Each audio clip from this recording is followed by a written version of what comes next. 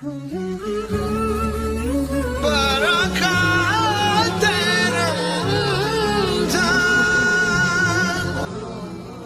اہم سوال ہے کہ ہمارے معاشرے میں یہ زبان کا جو ہم استعمال کرتے ہیں اس میں برائیاں بھی ہیں، گناہ بھی ہیں. اس حوالے سے بیان کریں کہ یہ جو ہم زبان کا اس طرح استعمال کرتے ہیں اس کے اثرات کیا ہیں؟ بسم اللہ الرحمن الرحیم. زبان کے ساتھ جتنے اس وقت گناہ ہو رہے ہیں معاشرے کے اندر، جتنی برائیاں ہیں زبان کی وجہ سے، اصل میں اس کی وجہ یہ ہے کہ زبان کا استعمال بڑا آسان ہے. بندہ بستر پہ لیٹ کے کچھ بھی کہہ دے، بے شک اٹھنا ہی نہیں پڑتا، ہاتھ بھی ہلانا نہیں پڑتا، ذرا مشقت نہیں ہے، جو مرضی کہہ دو. اللہ تعالیٰ نے اس کا استعمال آسان بنایا ہے. لیکن کل قیامت کے دن یہ زبان ہی اللہ کے حضور کھڑی ہو جائے گی اور اس شخص کے خلاف گواہی دے گی.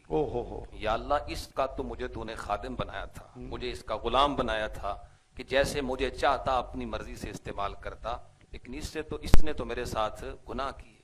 اس وقت جو سب سے بڑا گناہ ہم لوگ معاشرے میں کرتے ہیں زبان کے ساتھ، وہ یہ ہے کہ کسی کا دل دکھانا. بے شک سب سے بڑا گناہ ہے بے شک مسلمان کا دل دکھانا. ایک حدیث ہے، رسول پاک صلی اللہ علیہ وسلم سے سوال کیا گیا، یا رسول اللہ، ای الاعمال احب الی اللہ، کون سا عمل ہے جو اللہ کو سب سے زیادہ محبوب ہے؟ تو حضور نے جو جملہ ارشاد فرمایا بڑا خوبصورت ہے. آپ نے فرمایا سرور تدخلہ علی مسلم، کسی مسلمان کا دل خوش کرنا سب سے زیادہ پسندیدہ اللہ کو جو عمل ہے.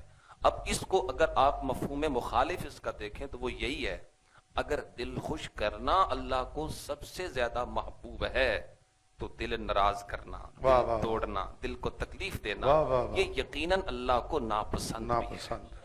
وہ کسی عربی شاعر نے کہا تھا، جراحات السنان لها التیام ولا یلتام ما جرح اللسان، کہ تیروں اور تلواروں کے زخم وہ ختم ہو جاتے ہیں، لیکن زبان سے لگائے گئے زخم کبھی نہیں بھرتا، کبھی وہ ختم نہیں ہوتے. اس میں جو بنیاد ہے رسول پاک صلی اللہ علیہ وسلم کی ایک حدیث ہے، اگر اس کو سمجھے تو جتنے زبان سے گناہ ہوتے ہیں وہ سارے حل ہو جائیں گے، ختم ہو جائیں گے. اور وہ یہ ہے، المسلم من سلم المسلمون من لسانہ و یدہ، مسلمان وہ ہے جس کے ہاتھ اور زبان سے دوسرا مسلمان محفوظ رہے. بے شک. اب اس حدیث میں ترتیب دیکھیں تو پہلے حضور نے زبان کا ذکر کیا ہے، بعد میں ہاتھ کا ذکر کیا، جس کی زبان اور ہاتھ سے دوسرا مسلمان محفوظ رہے. بے شک. عموماً ہم کہتے ہیں ظلم نہیں کرنا، بڑے شریف لوگ بھی ہوتے ہیں کہتے ہیں ظلم نہیں کرنا، ہاتھ وہ ظلم سمجھتے ہیں، لیکن زبان سے جو مرضی کسی کو کہہ لو اس کو وہ ظلم نہیں سمجھتے، حالانکہ یہ بڑا ظلم ہے. اور حضور نے یہ ظلم اس کا پہلے ذکر فرمایا ہے، اس پہ غور کی ضرورت ہے. اب اگر ڈیٹیل میں جائیں، تفصیل میں، کہ کون کون سے ہیں وہ گناہ جو اس زبان کی وجہ سے ہوتے ہیں. بنیاد تو یہی ہے کہ دل توڑ رہے ہیں، لیکن وہ طریقے کیا کیا ہیں؟ غیبت ہے.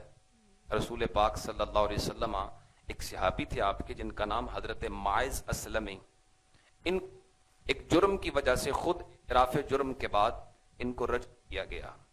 کچھ صحابہ نے ان کے بارے میں رسول پاک نے سن لیا صلی اللہ علیہ وسلم. جب واپس تشریف لانے لگے تو وہ بھی صحابہ دونوں ساتھ تھے، دو لوگ تھے. کریم صلی اللہ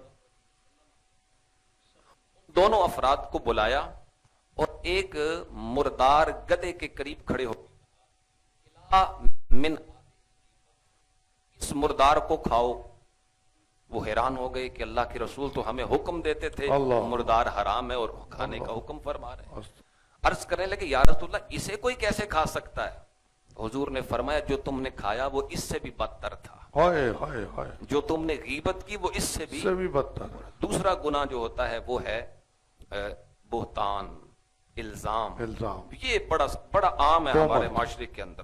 کچھ بھی کہہ دو کسی کے بارے میں، خاص طور پہ جو لوگ میڈیا سے ریلیٹڈ ہیں، ان کا تو کام ہی ہے لوگوں کی عزتیں اتارنا. کوئی دلیل نہیں، کوئی ثبوت نہیں آپ کے پاس، اور آپ کچھ بھی کہہ رہے ہیں. نبی پاک صلی اللہ علیہ وسلم کی ایک حدیث اس پہ بھی سن لیں. آقا نے فرمایا کہ جو شخص کسی مسلمان کے حق میں وہ بات کرے جو اس میں نہ ہو، یعنی کسی برائی کا ذکر کرے جو اس میں موجود نہیں ہے، الزام لگا رہا ہے، تو فرمایا قیامت کے دن اللہ اسے ردغۃ الخبال میں رکھے گا. حضور یہ کیا ہے ردغۃ الخبال؟ تو آپ نے فرمایا جہنم کی وہ جگہ جہاں جہنمیوں کا خون اور پیپ جمع ہوتے ہیں، اوئے ہوئے ہوئے، اس جگہ پہ اللہ اس کو رکھے گا. اللہ. آپ کہہ سکتے ہیں اس اینکر پرسن کو رکھے گا، اوئے ہوئے ہوئے، اس میڈیا پرسن کو رکھے گا جس کو کوئی حیا نہیں آتی کچھ بھی کہتے ہوئے، کسی پہ بھی الزام لگاتے ہوئے.